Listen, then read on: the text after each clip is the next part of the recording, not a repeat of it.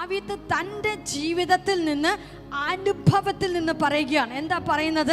ഞാൻ ബാലനായിരുന്നു, എനിക്ക് അറിവ് കിട്ടിയ സമയം മുതൽ ഞാൻ ഇന്നേ വരെ നോക്കിയപ്പോൾ the righteous they were never without help. നീതിമാൻ തുണയില്ലാതിരിക്കുന്നത്. അതിനർത്ഥം എന്താണ്? ദാവീദ് ഒറ്റയ്ക്ക് കാട്ടിലാണ് ആടുകളെ മേയിച്ചിരിക്കുകയാണ്. താൻ തള്ളപ്പെട്ടവനായി, ആരും തന്നെ കാണുന്നില്ല, ആരും തന്നെ ഗൗനിക്കുന്നില്ല, ആരും തന്നെ പരിഗണിക്കുന്നില്ല. എന്നാൽ താൻ അവിടെ കാട്ടിലിരിക്കുമ്പോൾ തന്നെ അഭിഷേകം ചെയ്യുവാൻ വേണ്ടി ശമൂവേൽ തൈലക്കൊമ്പുമായിട്ട് തൻ്റെ വീട്ടിലെത്തിയിരിക്കുകയാണ്. ഈ വിവരം ആർക്കറിയത്തില്ല? ഇത് ദാവീദിന് അറിയത്തില്ല. പക്ഷെ ദാവീദ് പറയുകയാണ്, കർത്താവേ, നീതിമാൻ തുണയില്ലാതിരിക്കുന്ന ഞാൻ കണ്ടിട്ടില്ല.